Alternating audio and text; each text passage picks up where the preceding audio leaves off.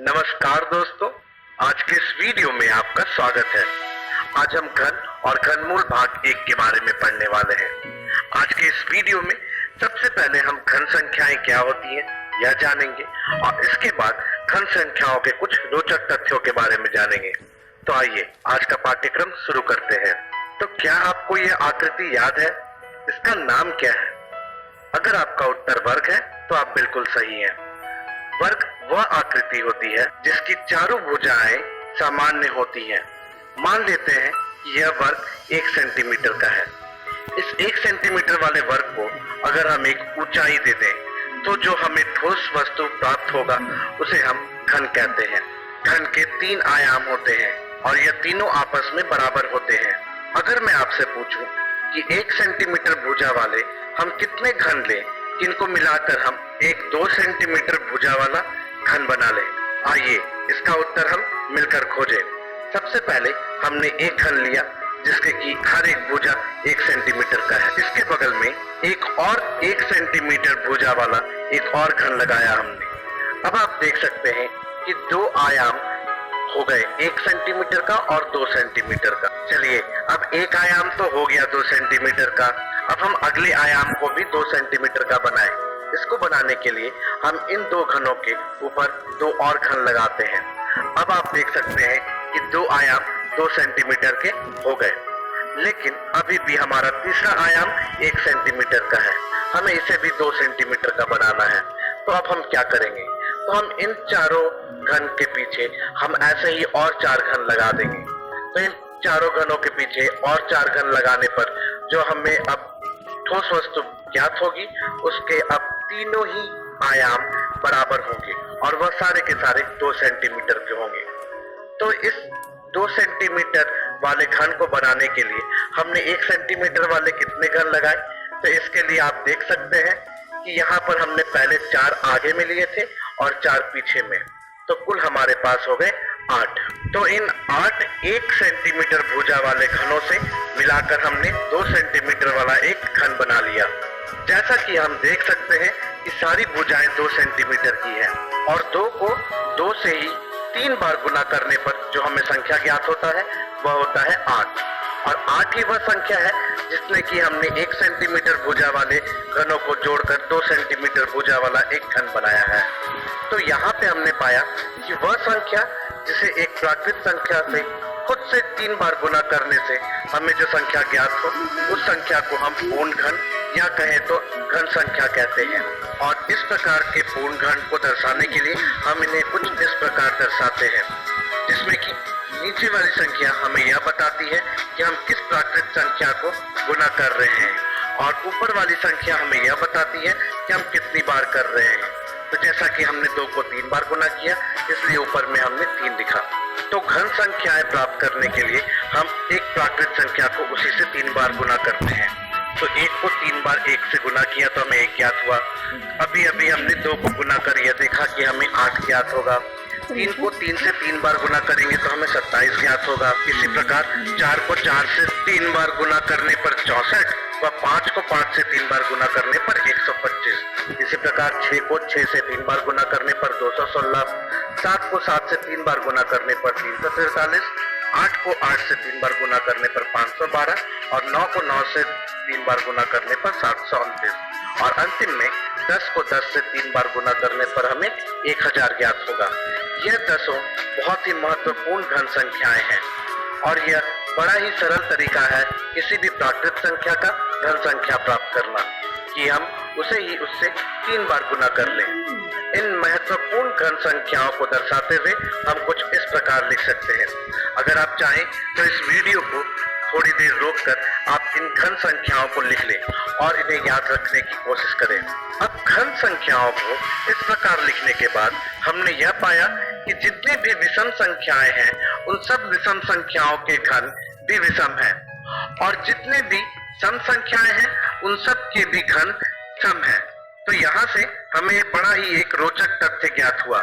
वह यह हुआ कि सम संख्याओं का घन जो होगा वह हमेशा एक सम संख्या ही होगा और विषम संख्याओं का भी घन जो होगा वह एक हमेशा विषम संख्या ही होगा। तो जैसा कि हमें मालूम है सम संख्याएं वह होती हैं जिनके इकाई स्थान पर या तो 0, 2, 4, 6 या 8 हो, जैसे कि 12, 34, 58, 76 व 90। आप इन सब में देख सकते हैं कि इनके इकाई स्थान पर या तो 0 है, या तो 2 है, या 4 या 6 या फिर 8 है। ठीक इसी प्रकार विषम संख्याएं वह होती हैं जिनके इकाई स्थान पर 1 हो, 3 हो, 5 हो, 7 हो व 9 हो, जैसे 21, 39, 55, 73 व 97। आप देख सकते हैं इन सब के भी इकाई स्थान पर या तो 1 है, या 3 है, या फिर 5, या फिर 7 या फिर 9 है, और इन सब वाली संख्याओं को हम विषम संख्याएं कहते हैं। तो अब आपके लिए मेरे पास एक प्रश्न है कि 17 का घन संख्या सम होगा या विषम होगा। आपको मैं इसका उत्तर आगे वीडियो में दूंगा। तब तक आइए हम आगे बढ़ें। 10 के बाद हमने कुछ और प्राकृत संख्याओं के घन संख्याएं ज्ञात की। इन घन संख्याओं को ज्ञात करने के बाद हमें एक और रोचक तथ्य ज्ञात हुआ। वह यह हुआ कि जिन भी संख्याओं के इकाई स्थान पर 1 है, उनके घन संख्याओं के भी इकाई स्थान पर 1 है। जिन भी प्राकृत संख्याओं के इकाई स्थान पर 2 है, उन सब के घन संख्याओं के इकाई स्थान पर 8 है, और जिन भी प्राकृत संख्याओं के इकाई स्थान पर 3 है, उन सब के घन संख्याओं के इकाई स्थान पर 7 है। इसी प्रकार इकाई स्थान पर जिनके 4 है, उनके घन संख्याओं के इकाई स्थान पर भी 4 है।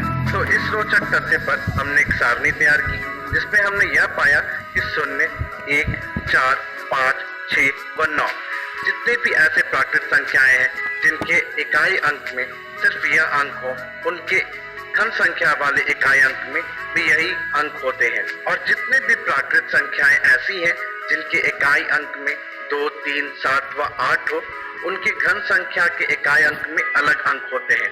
तो इनको हमें याद रखने के लिए बस यह याद रखना है कि अगर किसी प्राकृत संख्या के इकाई अंक में 2 है, तो उनके घन संख्या के इकाई अंक में 8 होगा। व अगर प्राकृत संख्या के इकाई अंक में 8 है, तो उनके घन संख्या के इकाई अंक में 2 होगा। और इसी तरीके से अगर किसी प्राकृत संख्या के इकाई अंक में 3 है, तो उसके घन संख्या के इकाई अंक में 7 होगा। व किसी प्राकृत संख्या के इकाई अंक में 7 है, तो उसके घन संख्या के इकाई अंक में 3 होगा। अगर आप चाहें तो इसे लिखकर याद रखें। अब जैसा कि आपको याद होगा कि मैंने आपसे एक प्रश्न पूछा था कि 17 का घन संख्या सम होगा या विषम होगा। तो जैसा कि हम देख सकते हैं 17 के इकाई स्थान पे 7 है, तो यह एक विषम संख्या है, और हमें मालूम है कि विषम संख्या का घन संख्या जो होता है वह भी एक विषम होता है। इसलिए हम कह सकते हैं कि 17 का जो घन संख्या होगा वह भी एक विषम संख्या होगा। तो आज के इस वीडियो में हमने सबसे पहले यह सीखा कि किसी भी प्राकृत संख्या को उसी से 3 बार गुना करने पर जो हमें संख्या ज्ञात होती है उसे हम घन संख्या कहते हैं। और इसके बाद हमने कुछ आज के इस वीडियो में आपका स्वागत है। आज हम घन और घनमूल भाग 2 के बारे में पढ़ेंगे। आज के इस वीडियो में हम सबसे पहले घन संख्याओं के कुछ रोचक प्रतिरूप के बारे में सीखेंगे, और इसके बाद हम घन और उनके अभाज्य गुणनखंड के बारे में सीखेंगे। तो आइए आज का पाठ्यक्रम शुरू करते हैं। कुछ रोचक प्रतिरूप में सबसे पहले हम विषम संख्याओं के बारे में सीखें।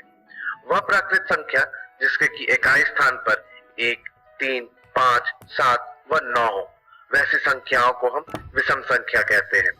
जैसे कि उदाहरण के लिए अगर हम लें तो 21, 39, 55, 73 व 97। आप इन सब के इकाई स्थान पर देख सकते हैं कि या तो 1 है, या फिर 3, या 5, या 7 व 9। तो इन सब संख्याओं को हम विषम संख्याएं कहेंगे। क्रमागत विषम संख्याएं वह विषम संख्याओं का समूह होता है जिसमें कि विषम संख्याएं एक के बाद एक क्रमानुसार आए। तो जैसा कि आप देख सकते हैं 1 के बाद 3, व उसके बाद 5, व उसके बाद 7, 9, 11, ये सारे क्रमागत विषम संख्याएं हैं।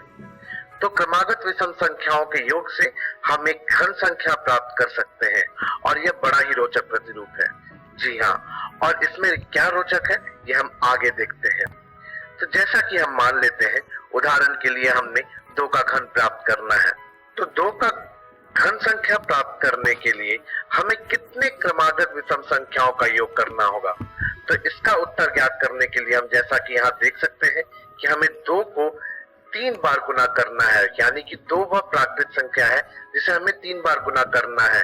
तो हम कह सकते हैं कि 2 क्रमागत विषम संख्याओं के योग से हम 2 का घन संख्या प्राप्त कर सकते हैं।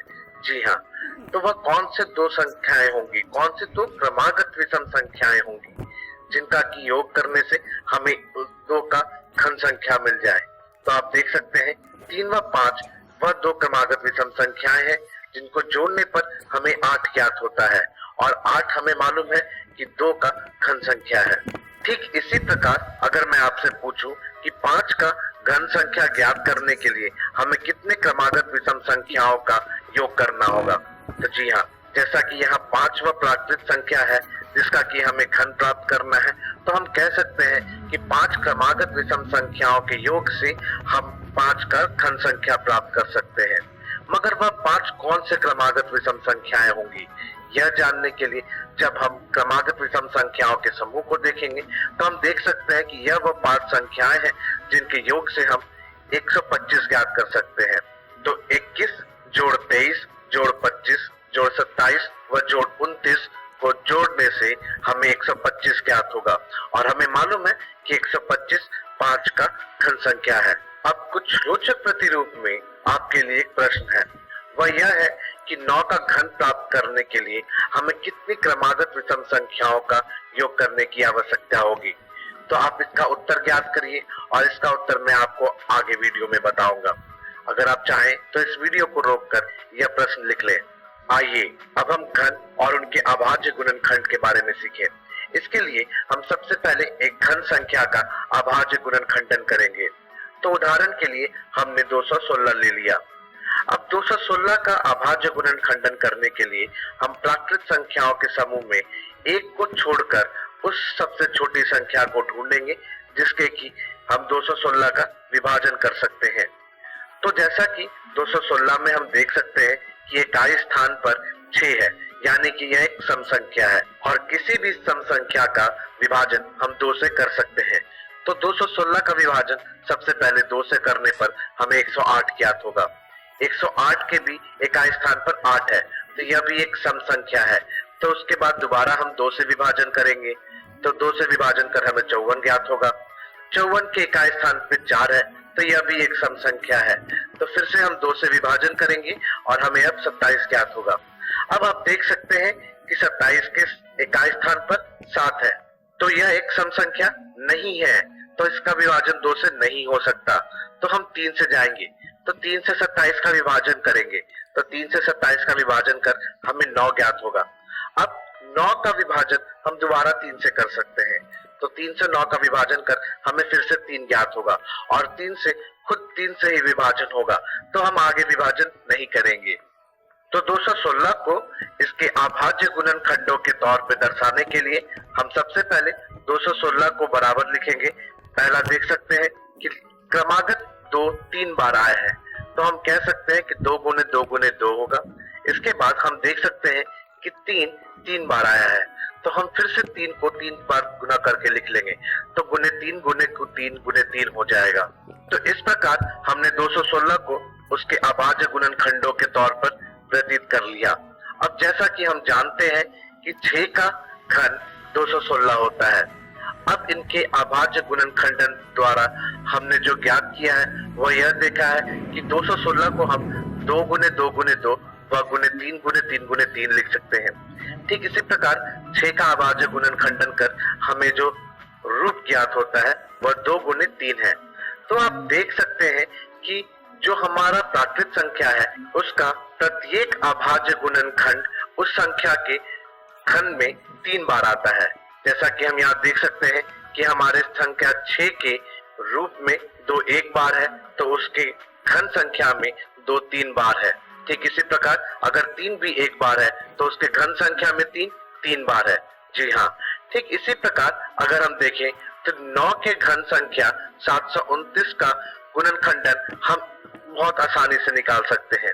जैसा कि 9 का अगर हम अभाज्य गुणनखंडन करें तो हमें 3 गुना 3 ज्ञात होगा। अब 9 के घन संख्या का अभाज्य गुणनखंडन प्राप्त करने के लिए हम सबसे पहले 1 3 को 3 बार गुना करके लिख लेंगे, तो 3 गुने 3 गुने 3 लिख लिया।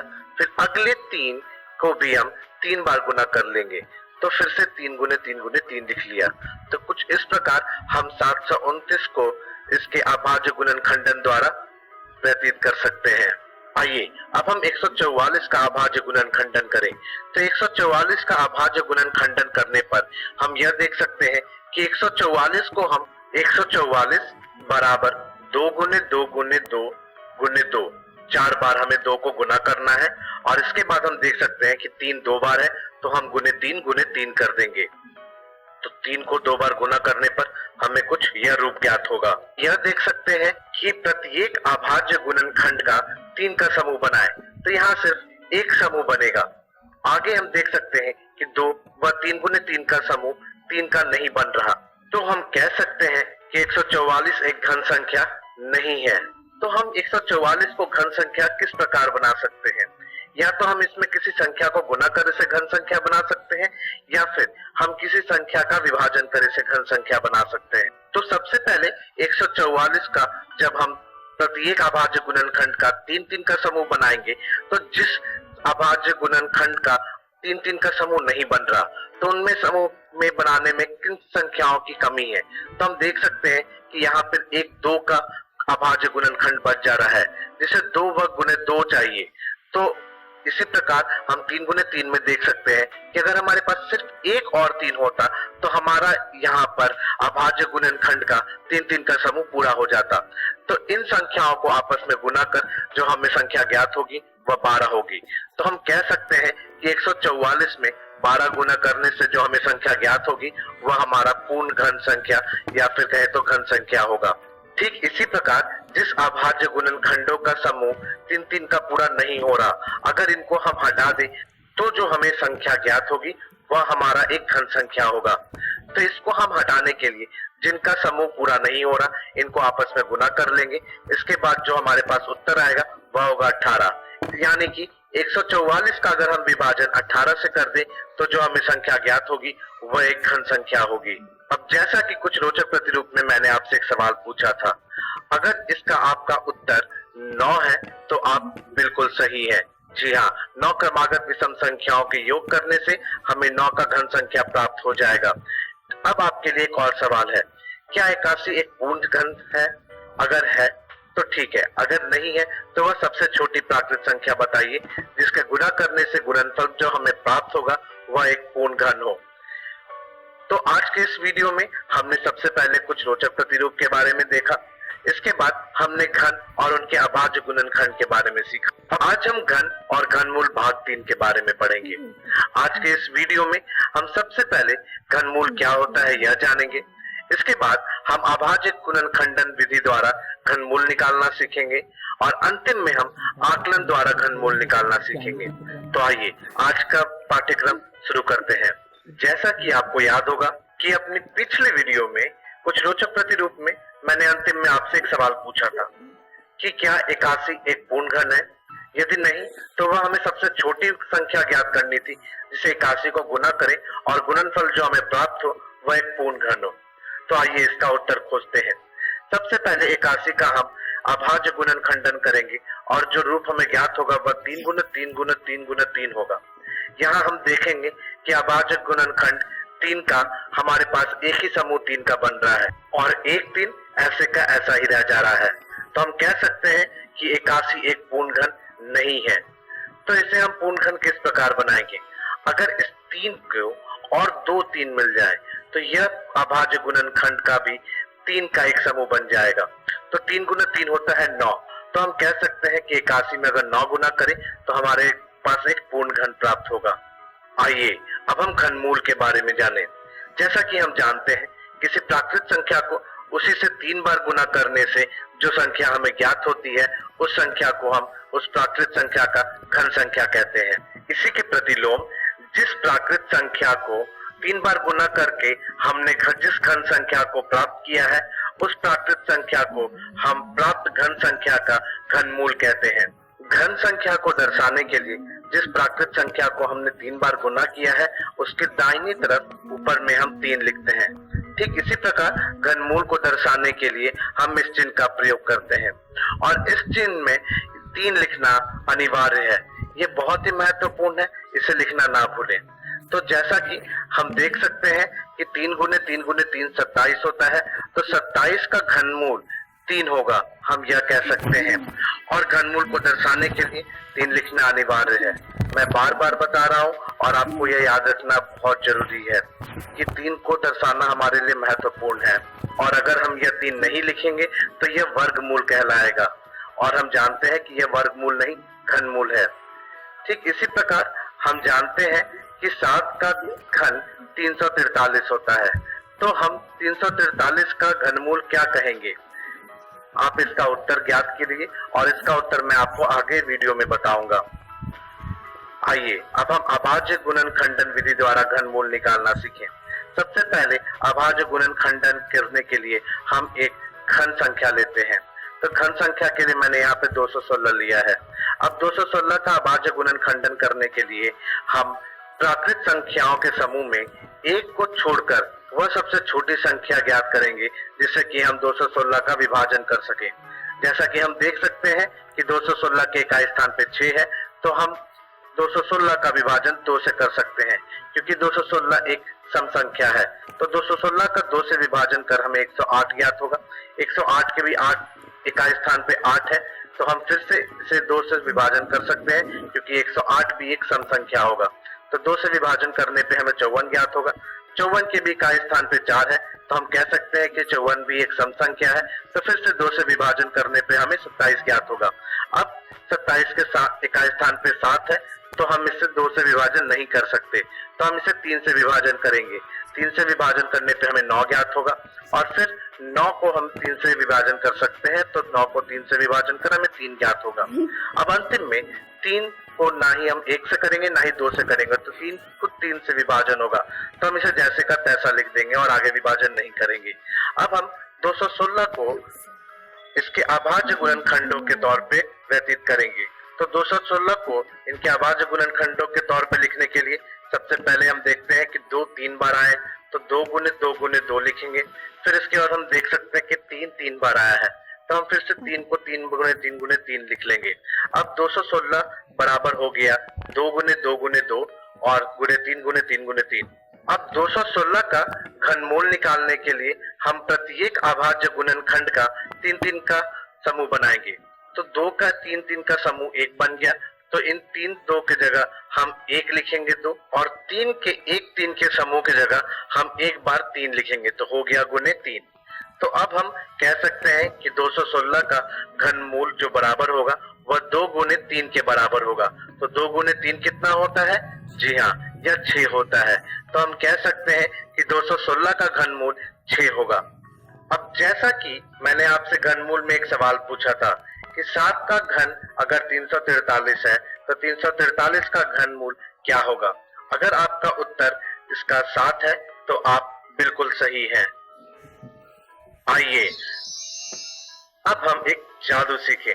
जी हाँ, यह गणित का जादू है। इस जादू में किसी एक पूर्ण घन के अंकों को देख हम यह बता सकते हैं कि उस पूर्ण घन का घनमूल कितना होगा। अब गणित के इस जादू को करने के लिए आपको 2 चीजें याद रखनी बहुत जरूरी है। सबसे पहली चीज यह है, आपको याद होगा कि घन और घनमूल के पहले वीडियो में मैंने आपसे कहा था कि आप इसे याद कर ले। किसी भी प्राकृत संख्या के अगर इकाई स्थान पे 0, 1, 4, 5, 6 व 9 है, तो उसके घन संख्या के इकाई स्थान पे भी वही अंक होंगे। लेकिन अगर किसी भी प्राकृत संख्या के इकाई स्थान पर 2, 3 व 7 व 8 है, तो उनके इकाई स्थान पे वही अंक नहीं होते। तो 2 की जगह 8 होता है व 8 की जगह 2। और इसी प्रकार अगर किसी प्राकृत संख्या की जगह 3 है, तो उसके घन संख्या के इकाई स्थान पर 7 होगा, और अगर किसी प्राकृत संख्या के इकाई स्थान पे 7 है, तो उसके घन संख्या के इकाई अंक में 3 होगा। बस हमें यही 4 अंक याद रखने हैं, बाकी तो जादू आराम से हो जाएगा। इसके बाद दूसरी चीज जो हमें याद रखनी है वह पहले 10 प्राकृत संख्याओं के घन को याद रखना है। तो हम 1 से 10 तक के घन को याद रख लेंगे। तो चलिए अब हम जादू करने की प्रक्रिया सीखें। इसके लिए हम उदाहरण के लिए संख्या लेते हैं जो कि एक घन संख्या है। तो हमने यहाँ पे लिया 2,50,047। अब हम दाएं से बाएं की तरफ बढ़ेंगे और दाएं से बाएं की तरफ बढ़ते वक्त हम तीन तीन अंकों का समूह बनाएंगे। तो हमने पहला एक समूह बनाया और इसी की तरह हमने दूसरा समूह भी बना लिया। अब हम इन दोनों समूह को अलग अलग लिख लेंगे और इन दोनों समूह को एक एक कर अलग अलग चरण में प्रयोग कर हम इसका उत्तर निकालेंगे। तो पहला समूह का हम प्रयोग करते हैं। तो पहला समूह हमारा है 0 4 7। अब इस समूह से हम घनमूल के इकाई स्थान का पता लगाते हैं। जी हाँ, इसके लिए हम पहला समूह के इकाई स्थान पर देखेंगे कि क्या है। तो इकाई स्थान पर यहाँ 7 है। अब हम इस सारणी का प्रयोग कर यह देख सकते हैं कि घन संख्या के इकाई स्थान में 7 तब होता है जब इस संख्या के इकाई स्थान पर 3 हो। तो हम कह सकते हैं कि घनमूल के इकाई स्थान पर 3 होगा। अब हम दूसरा समूह लेंगे। अब इस समूह का प्रयोग हम घनमूल के दूसरे स्थान दहाई को निकालने के लिए करेंगे। 250 हम यह देखेंगे कि क्रमागत घन संख्याओं के किन दो क्रमागत घन संख्याओं के बीच आएगा।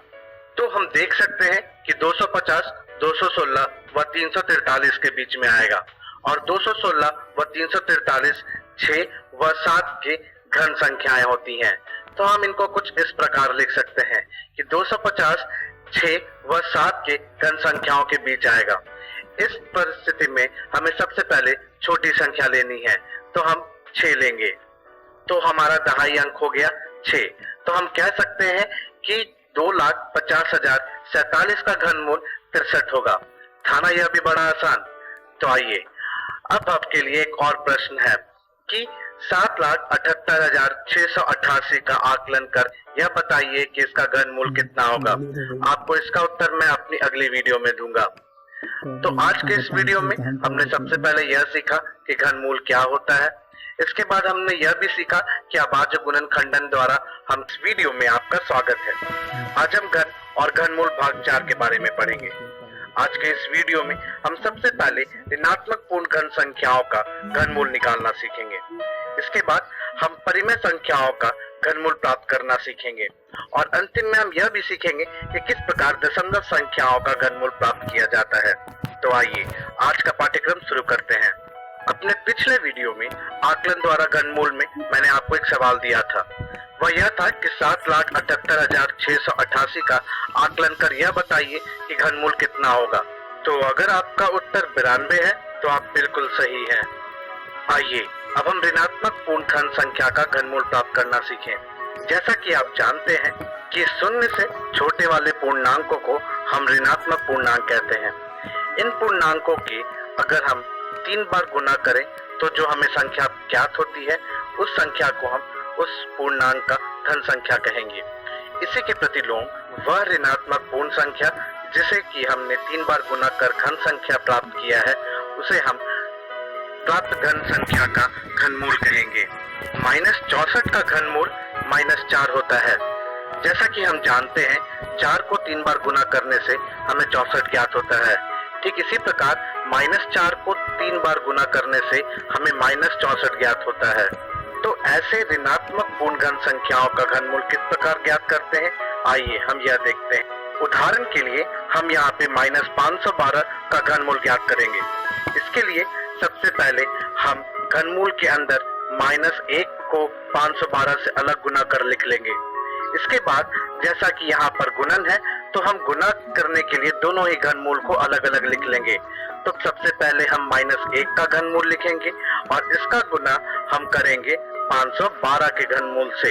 तो 512 का घनमूल इस प्रकार हम लिख लेंगे। अब जैसा कि हम जानते हैं -1 का घनमूल होता है -1, तो हम -1 लिख लेंगे। अब जैसा कि यहाँ पर गुना का चिन्ह है तो हम गुना का चिन्ह देंगे और इसके बाद 512 का घनमूल निकालेंगे। तो 512 का घनमूल हम जानते हैं कि 8 होता है, तो इसके जगह हम 8 लिखेंगे। अब -1 गुना 8 कितना होता है? जी हाँ, यह -8 होता है।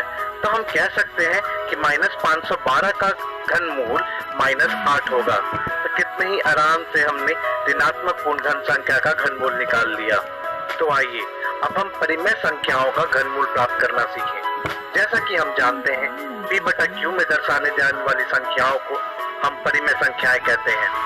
इस संख्या में P व Q कोई भी पूर्णांक हो सकते हैं और सबसे महत्वपूर्ण कि क्यों हमारा कभी भी शून्य नहीं होना चाहिए। जी हाँ, परिमेय संख्या में ये हमेशा याद रखें कि क्यों हमारा कभी भी शून्य ना हो। तो आइए उदाहरण में हमने 2744 बटा 4096 का घनमूल निकालने का सोचा। तो दिए हुए परिमेय संख्याओं के घनमूल ज्ञात करने के लिए हम दिए हुए परिमेय संख्याओं के p व q दोनों ही संख्याओं का घनमूल एक एक कर निकालेंगे। तो अभाज्य गुणनखंडन द्वारा हम सबसे पहले p यानी कि ऊपर वाली संख्या का घनमूल ज्ञात करते हैं। तो ऊपर में हमारी जो संख्या थी वह थी 2744। तो हम प्राकृत संख्याओं के समूह में एक को छोड़कर वह सबसे छोटी संख्या ज्ञात करेंगे, जिससे कि हम 2744 का विभाजन कर सके। तो सबसे पहली छोटी संख्या जो होगी वह होगी 2, क्योंकि जो 2744 के इकाई अंक पर है वह है 4। तो यह एक सम संख्या हुआ। तो सम संख्या को हम 2 से विभाजन कर सकते हैं। तो 2744 का विभाजन 2 से करने पर हमें 1372 ज्ञात होगा। ठीक इसी प्रकार 1372 के इकाई अंक पर 2 है, तो हम कह सकते हैं कि यह भी एक सम संख्या है, तो इसका भी विभाजन 2 से हो सकता है। तो 2 से विभाजन करने पर हमें 686 ज्ञात होगा। तो 686 भी एक सम संख्या है, तो फिर से 2 से विभाजन कर हमें 343 ज्ञात होगा। अब आप यह देख सकते हैं कि 343 एक सम संख्या नहीं है, तो हम इसका विभाजन 2 से नहीं कर सकते। तो क्या हम इसका विभाजन 3 से कर सकते हैं? नहीं, हम इसका विभाजन 3 से भी नहीं कर पाएंगे। ठीक इसी प्रकार हम 4 से देखेंगे तो 4 से भी नहीं होता है इसका विभाजन। ठीक इसी प्रकार ना ही 5 से होता है, ना ही 6 से होता है।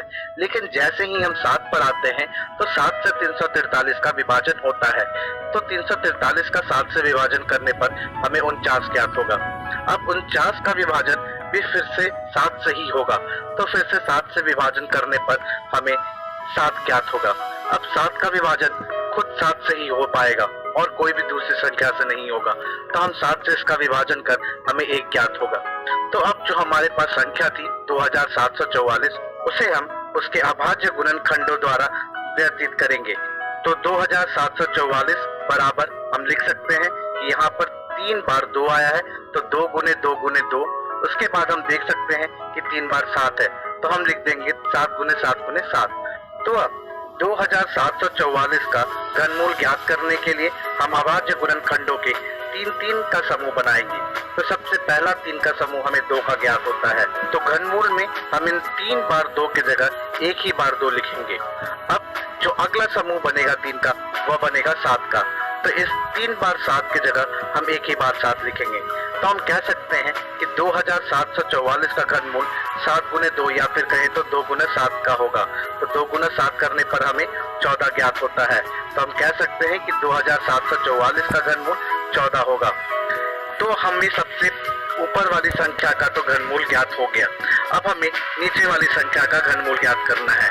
तो नीचे वाली संख्या का घनमूल ज्ञात करने के लिए हम ठीक उसी प्रकार अभाज्य गुणनखंडन कर हम संख्याओं के गुणन के तौर पे लिख लेंगे। अब संख्या का घनमूल ज्ञात करने के लिए हम दिए गए अभाज्य गुणनखंडों के 3-3 का समूह बनाएंगे। तो पहले 3 2 का बन गया, फिर उसके बाद अगले 3 का तो फिर से 2 का समूह बन गया, उसके बाद फिर से अगले 3 2 का समूह बन जाएगा और फिर अंतिम 3 2 का समूह फिर से 1 बन गया। तो हमारे पास जो उत्तर ज्ञात होगा वो 2 गुना 2 गुना 2 गुना 2 होगा। तो हमें मालूम है 2 गुना 2 गुना 2 गुना 2 करने पर जो उत्तर हमें मिलता है वह 16 है।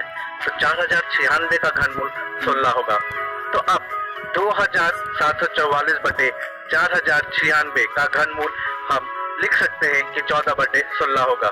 लेकिन यह इसका सरलतम रूप नहीं है, तो हम इसका सरलतम रूप निकालेंगे। तो सरलतम रूप निकालने के लिए हम ऊपर वाली संख्या व नीचे वाली संख्या दोनों का 2 से विभाजन करेंगे। तो 2 से विभाजन कर हमें 7 बटे 8 ज्ञात होगा और परिमेय संख्या 2744 बटे 4096 का उत्तर 7 बटा 8 होगा। तो यही हमारा परिमेय संख्या का घनमूल हुआ। तो आइए अब हम दशमलव संख्याओं का घनमूल ज्ञात करना सीखें। दशमलव संख्याओं का घनमूल ज्ञात करने के लिए हम सबसे पहले दशमलव संख्या को परिमेय संख्या में बदलेंगे। तो परिमेय संख्या में बदलने के लिए हम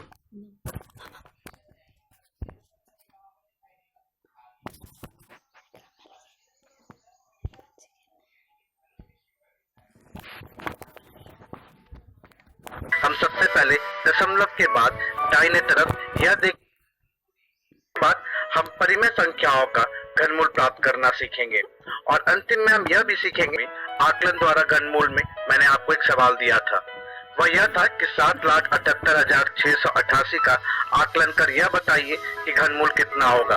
तो अगर आपका उत्तर 92 है 0.4 हो जाएगा, तो हम कह सकते हैं कि 0.064 का घनमूल 0.4 होगा।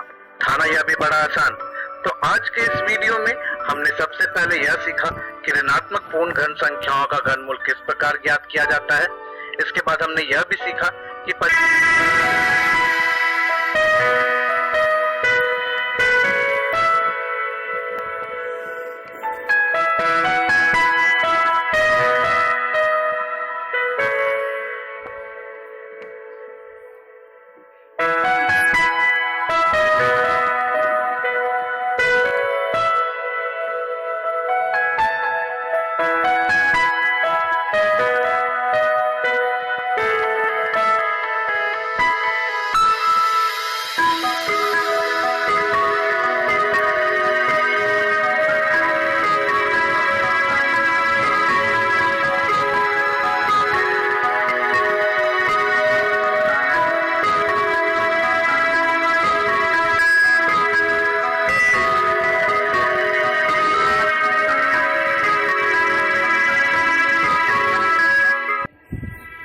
Johnny.